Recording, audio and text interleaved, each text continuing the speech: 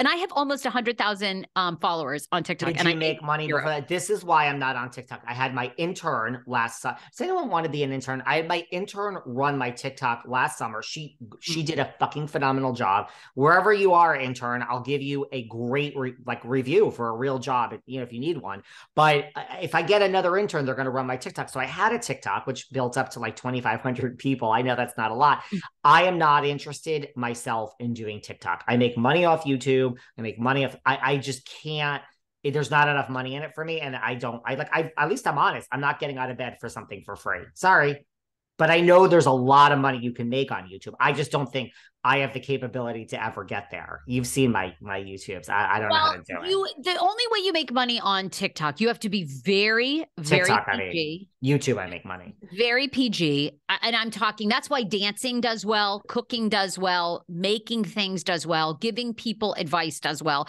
And you cannot encourage people to leave the platform. The whole idea is of course, right, which is very smart by TikTok, they want you to stay. I say to people on my TikTok, you want the full story? Go to my podcast. So that's another reason they've deplatformed me or demonetized me. Oh, my intern was doing that, but I don't think we're big enough for that. So that's why. They want you to stay. So if you want to be a dance star and you just want to pump out dances, yeah, you can make a lot of money off TikTok. But no, the most money I ever made was $170. And I mean, that was 60,000 followers. And I don't know, I had millions of views and I literally made $160 that month. So it's no. Girl, hard pass.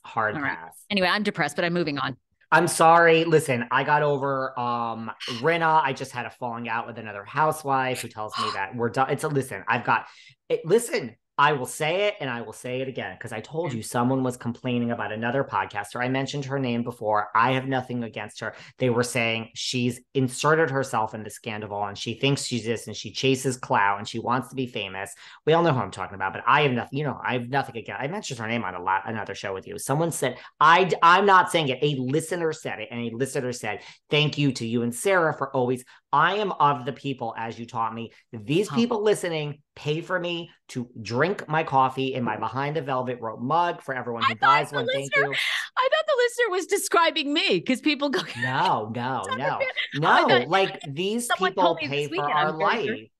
Someone this weekend told you were thirsty. I know who that was too. We'll talk about that soon. Yes, God, we have a lot to get. But like, I know. We could do this. I am of the people. So I will not lie to these people and say, I love Lisa Rinna and she quit. Let me eat a lollipop and talk about a unicorn. Fuck that. I'm giving everybody listening the actual real fucking truth. So if that causes me a blockation by Rinna, I will take one for all these people because these people afford me Louis Vuitton. Sorry. That's amazing. Our fabulous listeners. I know. And I don't, but at least I don't take that for granted. I don't. And by the way, I would sell all the Louis Vuitton if I came into hard times tomorrow. I would sell it all, put on my big boy pants and zip it up and just like my point is if my life changed my point is if my life changed tomorrow like Erica James did and I lost everything, trust me, there would be no more Hamptons in LA and here I am bi-coastal. Fuck that. I would go live in a small room somewhere and I would sell everything and I would be just fine. Like I'm a survivor. So it's all great, this gravy, but trust me, I talk a big game, but I would buckle up and I would live a very pious life if I don't want to. As my friend Cher once told me, I've been rich and I've been poor and rich is a hell of a lot better. Yes, it is. It is. I'm going to stand by that. But if something happened, I would be the same person. Buckle up, throw those Louis Vuittons up on that third party website and sell them. Anyway, God, I need to stay calm today. So we're blocked by a lot of people. Rinna and a lot of other people, 1,000-pounders. I do know the 1,000-pounders are very serious too. So we're going to try to, we have a Scandoval to get to. Anyway, yes, move on.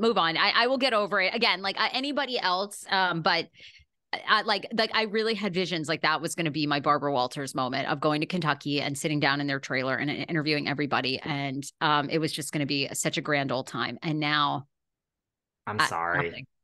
Okay, let's Sorry, I move on. think it has something to do with the 7 million video, just because that's a lot of people, and it probably got back to her. I don't think you did anything wrong, girl. I'm in your court. I'm gonna give you a like. I don't know how to like things on TikTok, but I'm gonna find my TikTok app, open it, and figure out how to like something.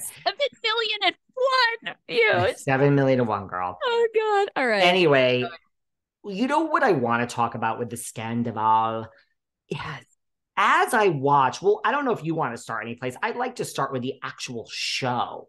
It's like, I need to be convinced that this hasn't been re-edited. Like Andy says, Andy's not a producer. I mean, he has nothing to do with this. He does what the network says, but Lala says it. I'd like to just know that I can't believe if this wasn't re-edited. It's so shocking because are you seeing all the screen grabs and all the things where James will be like, yeah, I had a problem with Raquel. And you see Sandoval's it pans to Sandoval. But he's so I don't know. Do you, right? See, you're seeing. That was a moment. That was a big so moment. interesting. But do you agree? How could this not? And where Raquel is crying in the car, my life is a mess. And now we're learning that Scandoval was already in motion at that time, apparently. Oh God, don't you watch it now? And when she has that panic attack, episode 5, right? So episode 5 this season, she has a panic attack in the back of the car and she's breaking down crying. And the women, and even Lala, who obviously has a lot of tension with her, turns around and is like, here's some water, breathe through your mouth or nose or whatever. They're getting it all confused. So am I. They're trying, they kind of have this real moment with her. And, you can see she's breaking. And I'm sure now because the affair was happening. But you and I have been texting about this. The tides seem like they've totally turned with these episodes out where people are Team Raquel. And you sent me, I thought this was really beautiful because I'm in therapy. And not everyone is Team Raquel, but I do think, but go on. Well, I'm in therapy. I lost my dad in high school. We all have serious trauma in our lives, right? From childhood, usually. And, Ariana was her biological mom gave her up to the biological mom's sister. So Ariana was Raquel. I'm sorry. Take that all back, guys. Raquel was raised by her aunt, not by her biological mom. And so a therapist came on and said, hear me out. I deal with people every day. I look for the good in every single person. And she said, Raquel is probably dealing with a lot of attachment issues that might be coming up in her life right now. And when that happens, you can act out in all kinds of different ways because there's a deep feeling of why didn't my biological parent want me? Why? What was it? Of course it's not your fault, but a lot of people, you think about that. And especially if they went on to have other children that they kept, it was what about me did this, and I don't know if that's Raquel's case, but I loved the therapist, what she said. And she basically was just asking people to have grace that there could be a lot going on in Raquel's life.